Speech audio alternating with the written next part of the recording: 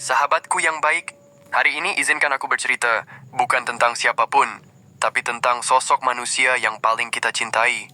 Seseorang yang namanya selalu kita sebut dalam salawat, yang air matanya jatuh karena memikirkan kita bahkan sebelum kita lahir. Dialah Nabi Muhammad Shallallahu Alaihi Wasallam. Lahir dalam keadaan yatim, beliau lahir di kota Makkah pada hari Senin, tanggal 12 Rabiul Awal.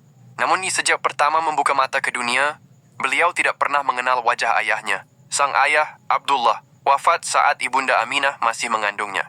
Bisa kita bayangkan, sahabat, seorang bayi yang baru lahir, belum sempat digendong ayahnya. Tapi sejak kecil, Allah sudah menyiapkan jalan yang besar untuknya. Di usia 6 tahun, ibunya pun meninggal dunia saat dalam perjalanan pulang dari ziarah ke makam ayahnya. Tinggallah Muhammad kecil, yatim piatu, dalam pelukan penuh cinta sang kakek, Abdul Muthalib. Namun tak lama kemudian, sang kakek juga wafat.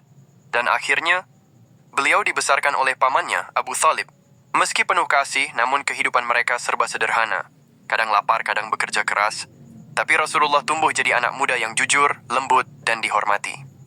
Pada usia 40 tahun saat beliau sedang bertafakur di Gua Hiro, datanglah wahyu pertama dari Allah. Gemetar tubuh beliau, takut, bingung, dan langsung pulang ke rumah, memeluk istrinya Khadijah sambil berkata, selimuti aku. Dan sejak hari itu, beliau bukan hanya menjadi suami, ayah, atau warga Makkah. Beliau menjadi utusan Allah untuk seluruh umat manusia. Tugasnya berat. Dihina, dilempar batu, diancam, bahkan dicaci oleh orang-orang terdekatnya sendiri. Namun beliau tidak pernah membalas dengan kebencian. Satu persatu orang tercintanya pergi. Istrinya Khadijah, wanita yang pertama kali percaya padanya, wafat. Pamannya, Abu Thalib, pelindung setianya, juga wafat di tahun yang sama. Beliau menyebutnya tahun kesedihan. Kemudian anak-anak beliau pun wafat satu persatu. Qasim, Abdullah, Ruqayyah, Ummu Kulsum, Zainab. Yang tersisa hanya Fatimah, yang juga akan menyusul tak lama setelah beliau wafat. Dan akhirnya, setelah menyampaikan risalah dengan sempurna, setelah mengajarkan cinta, sabar, dan kebaikan kepada dunia, saat usia beliau 63 tahun, tubuh beliau melemah. Beberapa hari menjelang wafat, beliau hanya bisa terbaring. Sahabat-sahabat menangis karena tahu waktu perpisahan telah dekat. Namun Rasulullah masih sempat memimpin salat meski harus dibantu.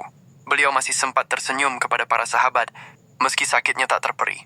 Dan sedetik-detik terakhirnya, beliau berbaring di pangkuan Aisyah. Dengan suara yang nyaris tak terdengar, beliau berkata, umatku, umatku. Dan kalimat terakhir yang keluar dari lisannya adalah, Ar-Rafiq Al-A'la, Tuhanku yang maha tinggi.